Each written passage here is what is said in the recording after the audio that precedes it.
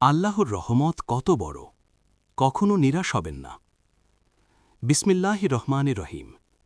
সকল প্রশংসা আল্লাহর জন্য। দরুদ ও সালাম বর্ষিত হোক প্রিয় নবী মুহাম্মদুর রসুল সাল্লিল্লাহু আলাইহি ওয়াসাল্লামের উপর। প্রিয় ভাই ও বোনেরা, আজ আমরা এমন একটি বিষয় নিয়ে কথা বলব যা প্রতিটি মানুষের হৃদয়ের সাথে জড়িয়ে আছে। বিষয়টি হল আল্লাহর রহমত কত বড়, আর কেন আমরা কখনো নিরাশ হব না। জীবনে এমন সময় আসে যখন মনে হয় সব শেষ। পাপের ভার, ব্যর্থতা, দুঃখ, হতাশা সব মিলিয়ে বুকটা ভারী হয়ে যায়। তখন শয়তান ফিসফিস করে বলে, তোমার আর মুক্তি নেই। কিন্তু আল্লাহ কি এমন বলেন? না, আল্লাহ আমাদের কি বলেন শুনুন। আল্লাহর রহমত সব কিছুকে ছাড়িয়ে গেছে। আল্লাহ তাআলা কোরআনে ঘোষণা করছেন, আমার রহমত সব কিছুকে পরিব্যাপ্ত করে আছে। সূরা আল আরাফ ৭.156। এই আয়াত আমাদের শেখায় আল্লাহর রহমত সীমাহীন। আমাদের পাপ, দুর্বলতা, ব্যর্থতা কোনো কিছুই তার রহমতের বাইরে নয়।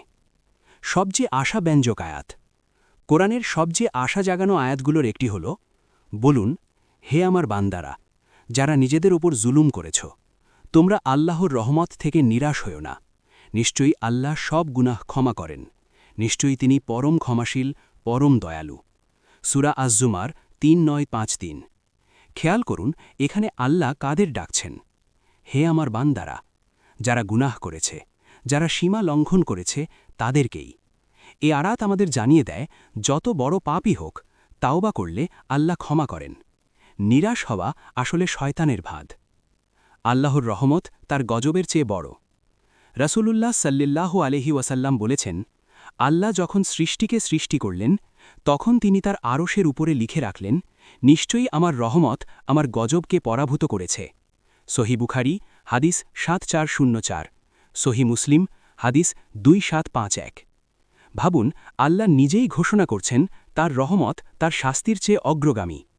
আমরা মানুষ হয়ে কেন নিজেদেরকে এত দ্রুত হতাশার অন্ধকারে ঠেলে দিই? ১০০ জন হত্যাকারীর ঘটনা।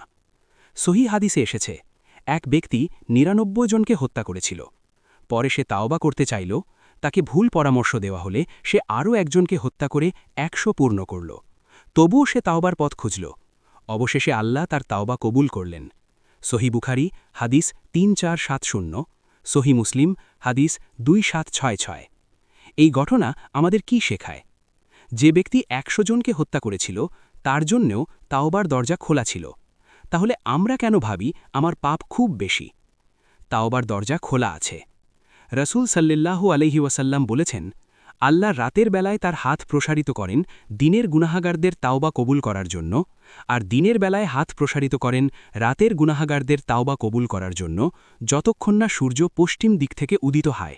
সহিহ মুসলিম হাদিস ২৭৫৯। অর্থাৎ কিয়ামতের বড় আলামত না আসা পর্যন্ত তাওবার সুযোগ আছে। আজ আমরা বেঁচে আছি, মানে সুযোগ এখনও আছে। নিরাশ হওয়া কেন ঠিক নয়? নিরাশ হওয়া শুধু একটি মানসিক অবস্থা নয়, এটি ঈমানের দুর্বলতা। আল্লাহ বলেন, নিশ্চয়ই আল্লাহর রহমত থেকে কেবল কাফির সম্প্রদায় নিরাশ হয়। সূরা ইউসুফ ১-২-৮-৭। একজন মুমিন যত কষ্টেই থাকুক, তার অন্তরে একটি আলো থাকে। আল্লাহ আমাকে ছেড়ে দেননি। আল্লাহ আমাদেরকে বেশি বোঝা দেন না। আল্লাহ বলেন, আল্লাহ কোনো ব্যক্তিকে তার সামর্থ্যের বাইরে দায়িত্ব দেন না। সূরা আল বাকারা ২-৮-৬। প্রিয় দর্শক, আজ যদি আপনি পাপের কারণে কষ্টে থাকেন, তাওবা করুন। ব্যর্থতায় ভেঙে পড়লে সালাতের মাধ্যমে আল্লাহর কাছে ফিরে যান। হতাশ হলে এই আয়াতটি মনে রাখুন, লা তাকনাতু মিন রহমাতিল্লাহ। আল্লাহর রহমত থেকে নিরাশ হইও না। আল্লাহ আমাদের সবাইকে তার রহমতের ছায়ায় রাখুন, আমাদের গুনাহ মাফ করুন এবং আমাদের কখনো নিরাশ না হওয়ার তাওফিক দান করুন।